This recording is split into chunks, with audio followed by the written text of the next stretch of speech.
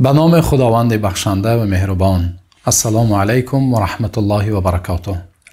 بینندگان گرامی، ما که در ماه نزول قرآن قرار داریم، بیایید اطراف این کتاب بزرگ صحبت نماییم و با این کتاب الهی، کتاب بزرگترین کتاب، آشنا گردیم.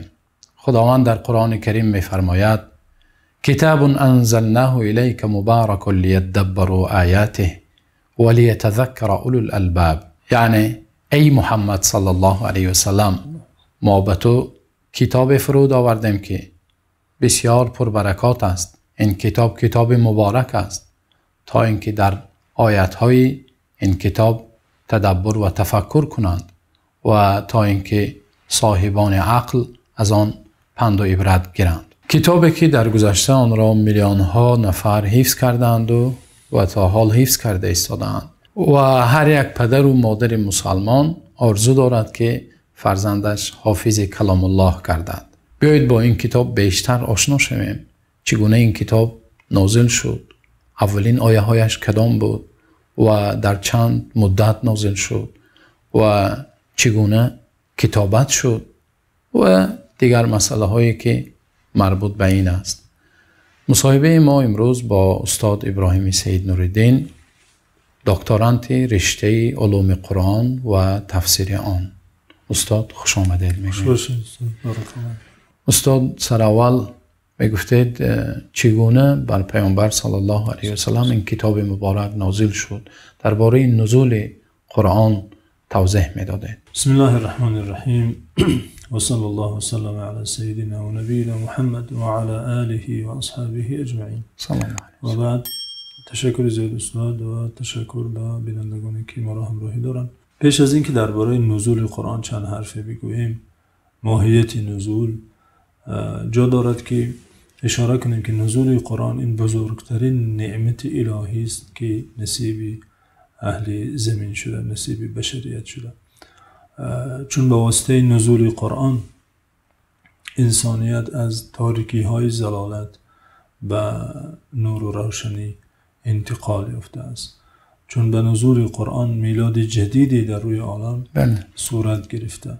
خداوند عزوجل به این نعمت اشاره کرده در سوره ابراهیم، می‌فرماید: کتاب انزلناه الیک لتخرج الناس من الظلمات الى النور باذن ربهم الى صراط العزیز الحمید.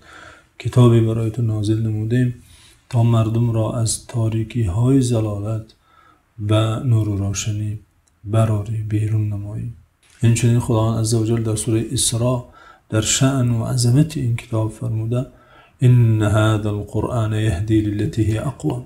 این کتابی است که برای درست، برای مستقیم، برای سعادت و نجات راهنمایی میکند. هیچ راه سعادت، هیچ راه نجات به جز راه قرآن نیست. آنگونه که در حدیث آمده: و من ابتغى الهدى فی غیره اضله الله. هر که در غیر قرآن هدایت میجوید، راه درست میجوید، نمییابد، گمراه میشود، سرگردان میشود، حیران میشود.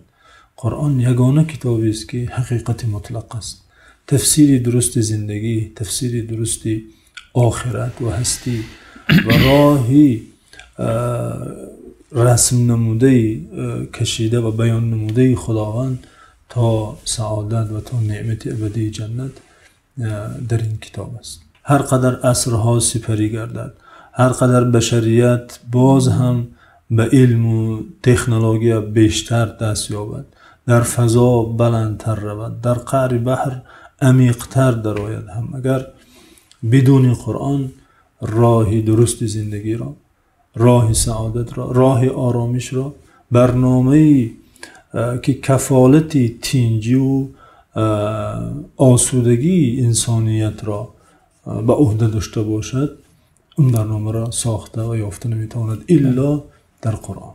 آدمی اندر جهان خیر و شر، نفع خود را کم شناسد از ضرر. کس نداند زشت و خوبی کار چیست، جاده هموار و ناهموار چیست. شرع برخیزد ز اعماق حیات، روشن از نورش ظلام کائنات. این قرآن است که خیر و شر را آنگونه که هست به حقیقتش معرفی میکند، بیان میکند. در مسئله نزول قرآن باشد استاد باید دانیم و باید هر مسلمان داند که مسئله نزول قرآن مسئله خیلی مهم و اساسی در دین است که همه مسائل دیگر اعتقادی و حتی تشریعی به این مسئله تعلق دارد. اساس ایمان داشتن به پیامبر مربوط به مسئله نزول قرآن است، مربوط به مسئله وحی است. یعنی به این قضیه اگر انسان به شک نگرد و یا بدتر از شک ایمان نداشته باشد سراسر به دین یعنی دیگر ایمان داشته نمیتواند. اساس پایه دینداری و اساس اعتقاد ایمانی این ایمان داشتن به نزول قرآن است، اعتقاد داشتن به حقیقت وحی است، اعتقاد داشتن به این است که خداوند عزوجل توسط جبرائیل امین این پیام را به پیامبر آخرین که نام مبارکشان محمد صلی الله علیه و سلم است فرو فرستاده، بر قلب ایشان این کتاب را فرو فرستاده. این مسئله خیلی مسئله مهم و اساسی در دین است که همه مسئله های دینی دیگر به این بنیاد می‌یابد. در میان علوم اسلامی علمی وجود دارد آنگونه که می‌دونید استاد به نام علوم القرآن معرفی می‌شود، همچون اصطلاح علمی. یعنی اگر در تاجیکی را ترجمه کنیم قرآن شناسی این یک شاخه از علم است که در تخصص تفسیر قرآن آموخته می‌شود. حتی تفسیر قرآن یک شاخه این علم است در عموم گیریم اگر، چون که علوم قرآن این همه دانش هایی که مربوط به این کتابند که تفسیر یکی از این دانش هاست. چرا اشاره به این فن نمودیم؟ منظور این است که این فن برای هر مسلمان فنی ضرور است، یعنی فن قرآن شناسی. هر مسلمان می باید برای تکمیل دینی خود، برای پر شدن ایمانی خود تا حدی توانش قرآن شناس باشد، از این قرآن آگاهی داشته باشد که چگونه نازل شد، به کی نازل شد و چه مقصد دارد، به چه مقصد نازل شد اصلا و چه خطاب ها دارد، چه هدایت ها دارد. هر مسلمان میباید این دانش ها را در خود داشته باشد. بله استاد، قرآن پیش از آنه که به پیامبر صلی الله علیه و سلم نازل شد از لوح المحفوظ نازل شده است. بله. همین رو بیان میکردیم. بله استاد، قرآن یک نزول ندارد، یک بار فرو فرستاده نشده. آنگونه که علمای ساحه قرآن شناسی بیان کردن قرآن 3 نزول دارد. اول نزول نخستینش از خداوند به لوح المحفوظ، لوحی که تمام مقدرات تا روز آخر در آن ثبت است، از جمله قرآن، چون که خداوند عزوجل در قرآن فرموده بل هو قرآن مجید فی لوح محفوظ، یعنی این کتاب مجید و بزرگ کتابی است که در لوح المحفوظ هست. از خداوند به لوح المحفوظ فرو فرستاده شد نخست. چگونه و به چه شکل و به چه هیئت اینش البته در علم غیب است، به آن کیفیت و به آن چگونگی و ماهیتی که خداوند خودش میداند. البته به لوح المحفوظ نازل شد. از لوح المحفوظ به آسمان دنیا و بیت العزه دوباره فرو فرستاده شد به شکل مکمل پره یعنی. و این نزول است که درباره آن قرآن میگوید حامیم والکتاب المبین انا انزلناه فی لیلة مبارکه، در شب با برکت. شب را شب با برکت وصف کرده قرآن. این چنین در سوره قدر این شب را شب قدر نام نهاده. انا انزلناه فی لیلة القدر، منظور همین نزول است. از لوح المحفوظ به آسمان دنیا و بیت العزه فرو فرستاده شد در شب قدر و شبی که مبارک است، پر برکت است. و این نزول در ماه رمضان صورت گرفته است، آنگونه که خداوند این شب را در این سوره بقره بیان نمود که شهر رمضان الذی انزل فیه القرآن، این همون شبی با برکت و همون شبی که قدر نام دارد در ماه مبارک رمضان است. آنگونه که امام نسائی و امام حاکم روایت کردن از عبدالله بن عباس که قرآن مکمل از لوح المحفوظ به آسمان دنیا به بیت العزه فرو فرستاده شد. سپس از بیت العزه به شکل جزئی و قسمن به پیامبر صلی الله علیه و سلم در مدت 23 سال نازل شد. موافق احتیاج و موافق مناسبت ها نازل شد. بعضا میشد حادثه‌ای که تقاضا میکرد که چیزی خداوند در مورد آن حادثه بیان کند، یا سوالی از پیامبر صلی الله علیه و سلم پرسیده میشد که میگفت منتظر شوید کنی وحی چی میگوید.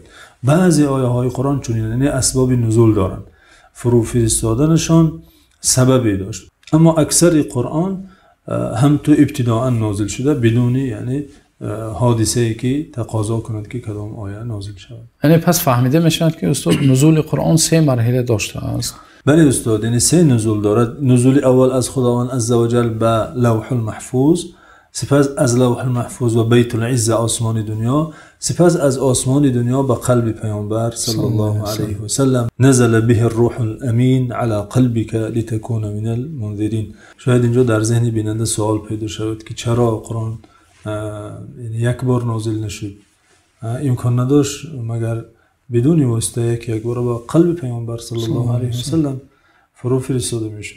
البته هر کار تدبیری خداوند هزارها حکمت دارد، هزارها اسرار دارد. میتواند از حکمت های این نازل شدن سیگانه این باشد که خداوند میخواهد شرف و منزله بزرگ این کتاب را بیان نماید. وقتی یک کتاب در 3 جا نازل می شود و در 3 جا نوشته می شود و برای نزول آخرینش قبلا زمینه سازی می شود، آماده گیری می شود، بیانگر این است که این کتاب بزرگ است و این رخدادی که رخ می دهد، این آخرین نزولی که به قلب پیامبر صلی الله علیه و سلم نازل می شود، این حادثه خیلی بزرگ است که قبلا برای این آمادگی دیده شده. قرآن را به جای دیگر انتقال داده شده که این نزول صورت گیرد. این چنین از حکمت های این نزول سگانه میتواند این باشد استاد که خداوند خواسته اهل آسمان را،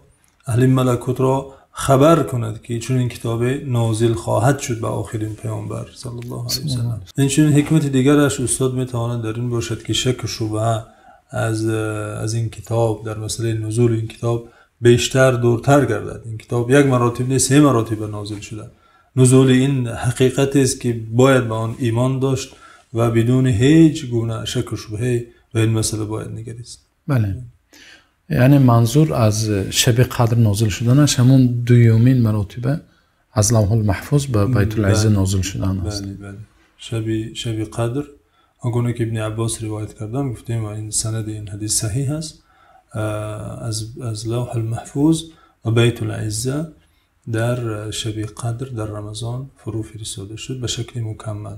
خب استاد، اکنون میگفتید اولین مراتبه به پیامبر صلی الله علیه و سلم چگونه این کتاب نازل شده بود؟ ولی استاد، این نزولی آخرینی قرآن است که از بیت العزه به قلب پیامبر صلی الله علیه و سلم نازل شد و این حادثه لحظه رخ داد که فرستاده خدا صلی الله علیه و سلم در غار حرا قرار داشتند و پیش از این حادثه اصلا به مدت در دلشون میلی در خلوت نشستن پیدا شده بود.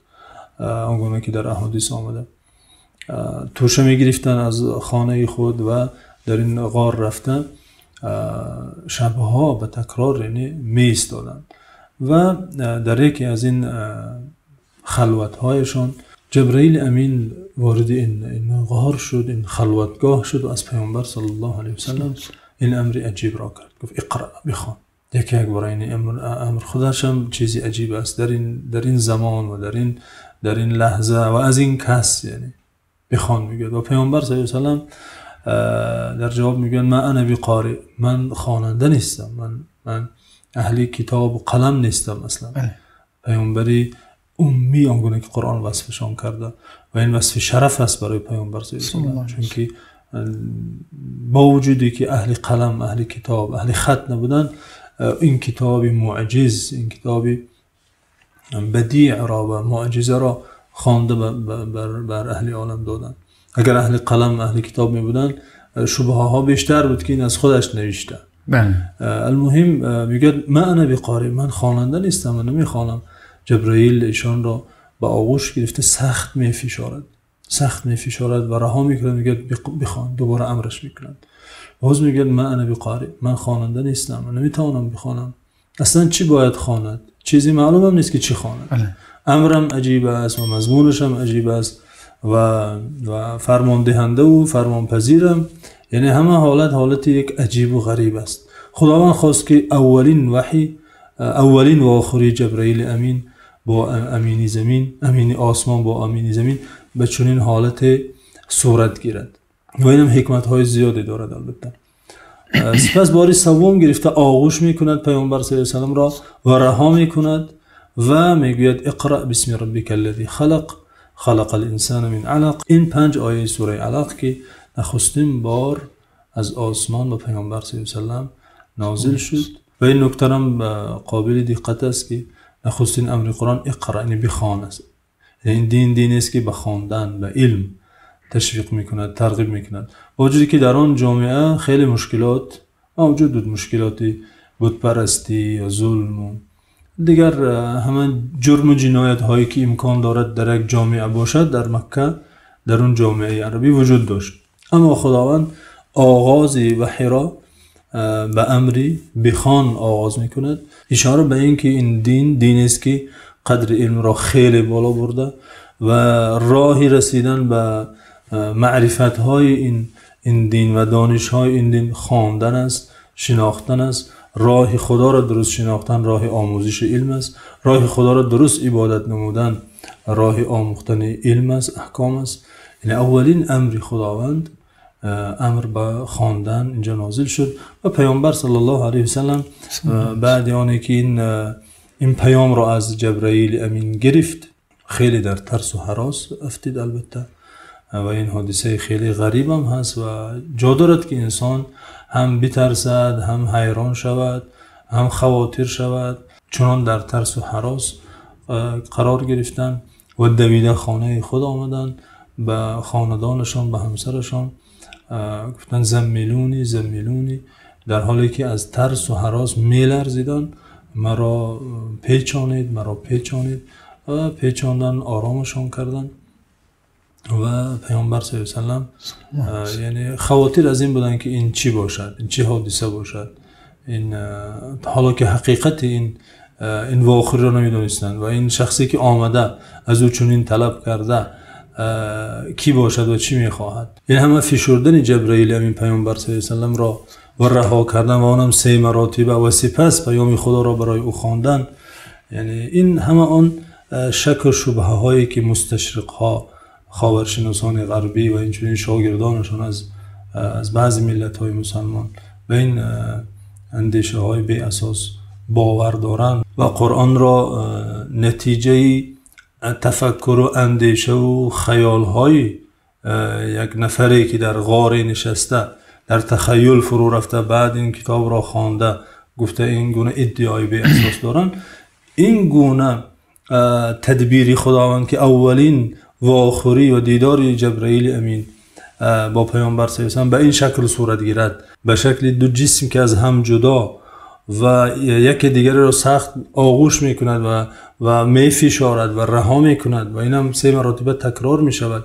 این همه آن اندیشه های بی اساس و شک و شبهاتی که اطراف وحی گاه مطرح میشود را برطرف میسازد و دلیل بر بی اساس بدن این همه نظریه های بافته و ساخته است که اینجا فقط یک نفر نبود که شیند و تخیل کنه، در تأمل فرو رود و آمده و خاندانش گوید که اقرأ بسم ربک الذی خلق، این 5 آیه سوره علق. نه، اینجا کسی دیگری آمد فعلا به حقیقت یک جسم دیگری، شخصیت دیگری آمد و این شخصی مقابل را امر کرد و این امر را که اجرا کردن نتوانست او را گرفت و در خود فشرد و رها کرد. اینجا یک نفر نیست که از خودش این کتاب را ایجاد کرده باشد. استاد واقعا هر باره که همین حادثه اولین مراتب وحی نازل شدنش به پیامبر صلی الله علیه و آله را میخونم یا میشنوم از جای یک وجودم را احساس عجیب فرا میگیرد. در بعضی روایت ها آمده است که صحابه میگویند که پیامبر صلی الله علیه و آله همراه ما بودند که وحی نازل شد. یعنی وحی هر بار هر گونه نازل میشد به پیامبر صلی الله علیه و آله. ولی استاد وحی یک چند نوع است. اصلا ماهیت وحی یعنی خداوند بنده از بندگانش را که به پیامبری او را برمیگزیند انتخاب میکند، تعلیم دادن خداوند آن بنده را توسط یعنی امین وحی، پیامآوری خداوند از ملائکه ها که جبرائیل امین نام دارد. این وحی میتواند بعضا بدون واسطه جبرائیل با حرف زدن خدا با اون پیامبر صورت گیرد، آنگونه که با حضرت موسی صورت گرفت و این قرآن ذکر میکند و کلم الله موسی تکلیما، خداوند عزوجل با موسی حرف زد. این یک نوعی یعنی پذیرفتن پیام الهی از خداوند عزوجل توسط سخن گفتن به واسطه. این چنین میتواند وحی پیدا شدن یک الهامی در قلب پیامبر باشد که یقینا پی میبرد که این از الهام الهی است که خداوند به کار به راه او را راهنمایی میکند. این چنین به نوعی خواب دیدن پیامبر نیز وحی امکان داشت صورت گیرد، مثل که حضرت ابراهیم خواب میبیند که پسرشان اسماعیل را ذبح میکنند و این را قرآن نقل کرده. این توسط خواب این امر صورت گرفت و این امتحان از ابراهیم علیه السلام طلب شد. و نوع دیگر توسط آمدن جبرئیل امین که ملائکه می آمد به پیامبر صلی الله علیه و سلم پیام خداوند را می رسانید و از همه نوع مشهوری وحی و آن شکلی که زیاد رخ میداد با پیامبران صورت می گرفت همین نوع بود و همه قرآن از همین نوع وحی است و آمدن جبرئیل امین نزد پیامبر صلی الله علیه و سلم که جبرئیل امین نیز آمدنش چند شکل داشت.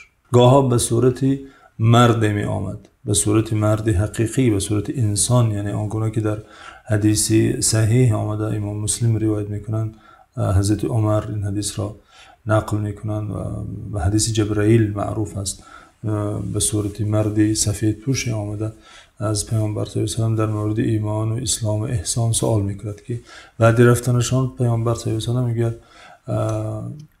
هذا جبريل. بله این جبرائیل بود که اتاکم یعلمکم دینکم، برای تعلیم دین شما آمد و بعضا به صورت همان ملکی، به صورت اصلی خود، به صورتی که خدا را آفریده همچون فرشته می آمد و پیامبر صلی الله علیه و سلم می دید. آنگونه که در آن حدیث آمده که پیامبر صلی الله علیه و سلم در صورت اصلی جبرائیل او را دید که افق آسمان را با قناتهای خود پر کرده بود.